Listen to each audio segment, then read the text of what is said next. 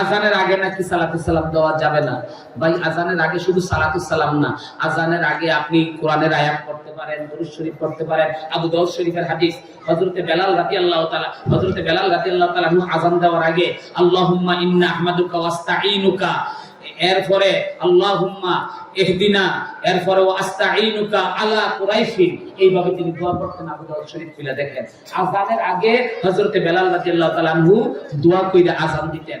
এরপরে আপনি মুসনাদে তাবরানী শরীফের মাওজামুল আওসাতের ভিতরে হযরতে আবু হুরায়রা বা আনাস রাদিয়াল্লাহু তাআলা আনহু থেকে হাদিস বর্ণিত, যখন সাহাবারা ইকামত দিতেন তখন আসসালাতু ওয়াসসালামু আলাইকা ইয়া রাসূলুল্লাহ বলে আল্লাহু আকবার করে পড়তেন। ব্যাপারটা বুঝতে পেরেছেন আপনি? এই যে হাদিসের কিতাবটা কইলাম না, ইমাম তাবরানীর মাওজামুল আওসাতের ভিতরে আমার লাইব্রেরিতে আছে সম্ভবত 8700 কত নম্বর হাদিস জানি। কাজেই আজানের আগে সালাতুস সালাম দেওয়া যাবে না। ভাই এটা আপনি পাইলেন কই? কারণ 7 অবস্থায় দুরূদ শরীফ পড়া যাবে না। কয় অবস্থা? 7 অবস্থায় দুরূদ শরীফ পড়া যাবে না।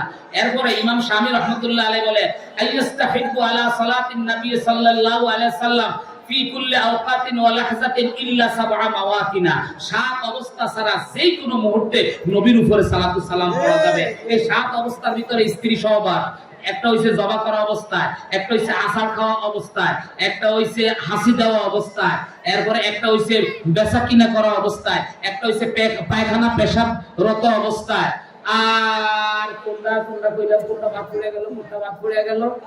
আবার বলি, একটা হইছে বেচা কিনা অবস্থায়, একটা হইছে হাসি দেওয়া অবস্থায়, তারপরে একটা হইছে স্ত্রী সহবাস অবস্থায়, একটা হইছে কোনো আশ্চর্য জিনিস দেখা অবস্থায়, একটা হইছে আসার খায়া পড়া অবস্থায়, এরপরে একটা হইছে বেচাকিনি অবস্থায়, পেশাব পায়খানা অবস্থা কইছিলাম না, পেশাব পায়খানা অবস্থায়। এই 7 অবস্থা ছাড়া বাকি সর্ব অবস্থায় সালাতুস সালাম দেওয়া জায়েজ। এরপরে শুধু তাই নয়, ইমাম শামী রাহমাতুল্লাহ আলাইহি বলে, ইমাম শামী না, ইমাম জগৎ বিখ্যাত মালিকি মাযহাবের ইমাম 600 হিজরিতে তিনার ইন্তেকাল। উনি একটা কিতাব লিখেছেন আল আশফা ফি তাহরিফি হুকুকিল মুস্তাফা। ইমাম কাজী আয়াজ মালিকি রাহমাতুল্লাহ আলাইহি তিনি বলেন ইস্তাহিব্বুস সালাতা ইনদাল আযানে, নবীজির উপরে দুরূদ পড়া সুন্নাত ইনদাল আযানে। এখন ইনদা শব্দের অর্থ লেখছে, এরা শরণ করতে গিয়া ইমাম জগৎ বিখ্যাত ইমাম শিহাবুদ্দিন খাফফাজি, যিনি তাফসিরে বাইজাবির সরা লেখছেন, তাফসিরে খাফফাজি, ইমাম শিহাবুদ্দিন খাফফাজি বলেন ইনদা ইয়ানি ক্বাবলাহা ওয়া বা'দাহা, ইয়ানি ক্বাবলাহা ওয়া বা'দাহা, অর্থাৎ আযানের পূর্বে এবং পরে সালাতুস সালাম দেওয়া যায়। ভাই এই আযানের আগে সালাতুস সালাম দেওয়া এটা চালু করছে কে জানেন? কইতে পারেন কে চালু করছে? সর্বপ্রথম আযানের পূর্বে সালাতুস সালাম দেওয়া শুরু করে সালাউদ্দিন আইয়ুবী, যিনি বাইতুল মাকদাস জয়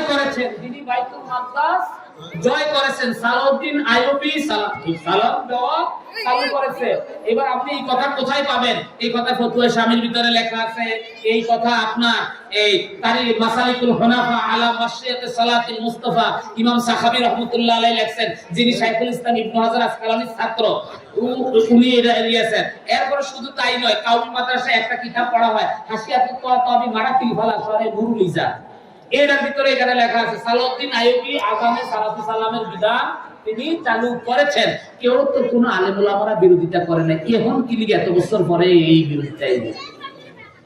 এরপরে আসেন আযানে সালাতুস সালাম দেওয়া নিষেধ করছে কবে থেকে জানেননি?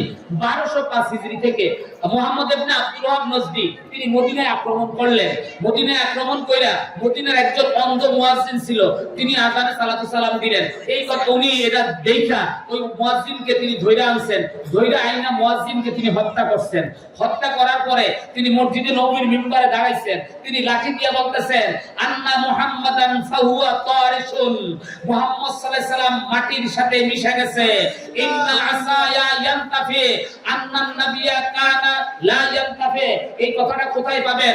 এই কথাটা লেখা আছে খুলাসাতুল কালাম ফি বায়ানে উমারা'i বালাদিল্লাহিল হারাম, ইমাম সাইয়্যিদ জিনি দাহলান মাক্কি। আমার লাইব্রেরিতে কিতাব আছে ফুতওয়াতুল ইসলামিয়া সাইয়্যিদ জিনি দাহলান মাক্কি, আব্দুর রাহমানুস সানিয়া রাদ্দে আলাল